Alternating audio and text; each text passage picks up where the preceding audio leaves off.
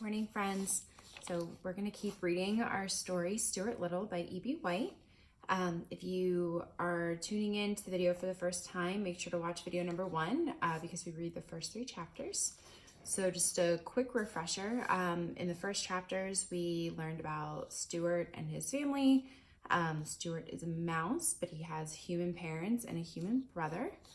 So we're going to continue reading today, chapters 4 and 5. Okay, so chapter 4 is called Exercise.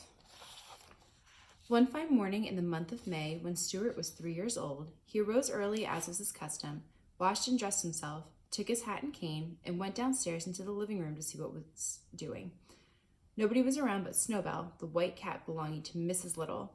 Snowbell was another early riser, and this morning he was lying on the rug in the middle of the room, thinking about the days when he was just a kitten. "Good morning," said Stuart. "Hello," replied Snowbell sharply. "You're up early, aren't you?" Stuart looked at his watch. "Yes," he said. "It's only 5 minutes past 6, but I felt good and I thought I'd come down and get a bit of exercise." "I should think you'd get all the exercise you want up there in the bathroom, banging around, waking all the rest of us up trying to get that water started so you can brush your teeth. Your teeth aren't really big enough to brush anyway. Want to see a good set? Look at mine." Snowbell opened his mouth and showed 2 rows of gleaming white teeth, sharp as needles. So there's Snowbell right now, showing his teeth to Stuart. "Very nice," said Stuart, "but mine are all right too, even though they're small. As for exercise, I take all I can get. I bet my stomach muscles are firmer than yours." "I bet they're not," said the cat. "I bet they are," said Stuart. "They're like iron bands." "I bet they're not," said the cat. Stuart glanced around the room to see what he could do to prove to Snowbell what good stomach muscles he had. He spied the drawn window shade on the east window, with its shade cord and ring, like a trapeze, and it gave him an idea. Climbing to the windowsill, he took off his hat and laid down his cane. "You can't do this," he said to the cat, and he ran and jumped onto the ring the way acrobats do in a circus, meaning to pull himself up. A surprising thing happened. Stuart had taken such a hard jump that it started the shade. With a loud snap, the shade flew up clear to the top of the window, dragging Stuart along with it and rolling him up in sides that he couldn't budge. So there's Stuart on the ring for the pull for the shades. So you can see he's flying up in the air. "Holy mackerel," said Snowbell, who was almost as surprised as Stuart Little. "I guess that will teach him to show off his muscles." "Help! Let me out!" cried Stuart, who was frightened and bruised inside the rolled-up shade, and who could hardly breathe. But his voice was so weak that nobody heard.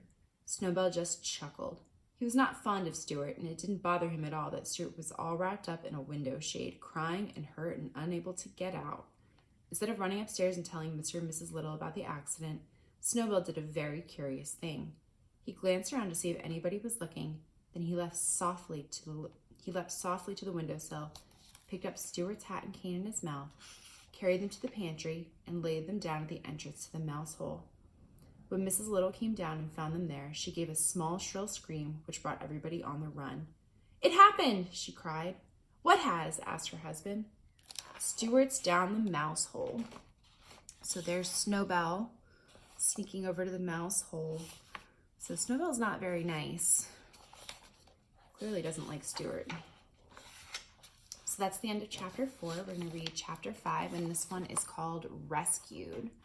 So based on that title, I wonder what this chapter is going to be about. George was in favor of ripping up the pantry floor. He ran and got his hammer, his screwdriver, and an ice pick. "I'll have this old floor up in double quick time," he said, inserting his screwdriver under the edge of the first board and giving a good vigorous pry. "We will not rip up this floor until we've had a good search," announced Mr. Little. "That's final, George. You can put that hammer away where you got it." "Oh, all right," said George. "I see that nobody in this house cares about anything but Stuart." Mrs. Little began to cry. "My poor dear little son," she said. "I know he'll get wedged somewhere." "Just because you can't travel comfortably in a mouse hole doesn't mean that it isn't a perfectly suitable place for Stuart," said Mr. Little. "Just don't get yourself all worked up." "Maybe we ought to lower some food to him," suggested George. "That's what the state police did when a man got stuck in a cave." George darted into the kitchen and came running back with a dish of applesauce. We can pour some of this in and it will run down to where he is. George spooned out a bit of the applesauce and started to poke it into the hole. Stop that, bellowed Mr. Little. George, will you kindly let me handle this situation? Put that applesauce away immediately. Mr. Little glared fiercely at George. I was just trying to help my own brother, said George, shaking his head as he carried the sauce back to the kitchen. Let's all call to Stuart, suggested Mrs. Little. It is quite possible that the mouse hole branches and twists about and that he has lost his way. Very well, said Mr. Little. I will count to 3, then we will all call.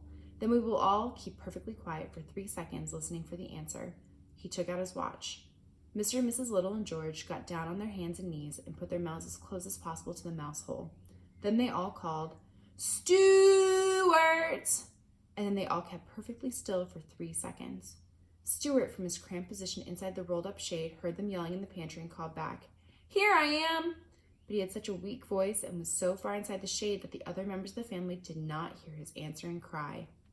Again, said Mr. Little. 1, 2, 3. Stuart! It was no use. No answer was heard. Mrs. Little went up to her bedroom, lay down, and sobbed. Mr. Little went to the telephone and called up the Bureau of Missing Persons, but when the man asked for a description of Stuart and was told that he was only 2 inches high, he hung up in disgust. George, meantime, went down to the cellar and hunted around to see if he could find the other entrance to the mouse hole. He moved a great many trunks, suitcases, flower pots, baskets, boxes, and broken chairs from one end of the cellar to the other in order to get at the section of wall which he thought was likeliest, but found no hole.